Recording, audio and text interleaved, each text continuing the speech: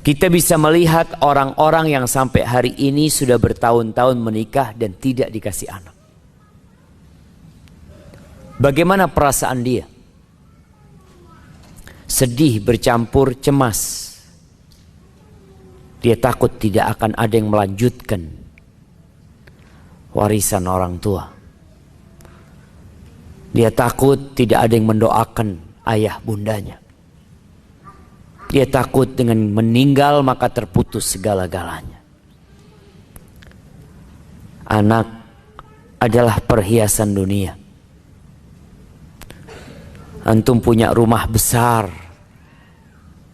Kadangkala orang dikasih kekayaan sama Allah, belum nikah sudah punya rumah.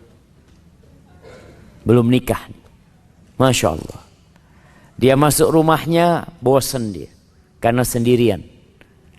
Sehingga terdorong untuk menikah.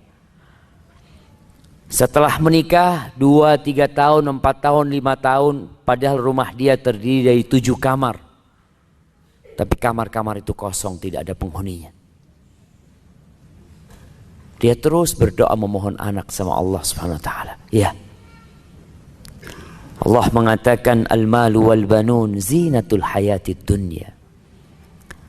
Harta dan anak adalah perhiasan kehidupan dunia. Sehingga tanpa adanya harta kurang lengkap hidup ini. Tanpa ada anak ia kurang lengkap. Sehingga kalau bicara minta anak, para nabi pun berdoa minta anak. Nabi Ibrahim puluhan tahun nggak dikasih anak. Dan dia tetap berdoa. Mengatakan Rabbi habli minas salihin. Sampai dikasih Ismail, sampai dikasih Ishak sama Allah SWT. Setelah puluhan tahun Nabi Zakaria nggak berhenti berdoa. Karena dia tahu anak itu selain perhiasan dunia, anak itu ada nikmat lain, yaitu aset yang akan melanjutkan perjuangan orang tuanya. Sampai Nabi Zakaria mengatakan Rabbi la tadharni fardan wa anta khairul warithin. Ya Allah, jangan tinggalkan aku sendirian ya Allah. Jangan tinggalkan aku sendirian ya Allah.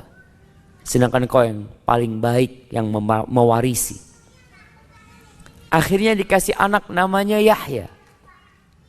Setelah puluhan tahun. Tapi ternyata anak itu selain perhiasan, selain penerus orang tuanya, aset, ternyata anak itu fitnah buat orang tuanya. Dan bayangkan Nabi Zakaria itu melihat tubuh anaknya tanpa kepala.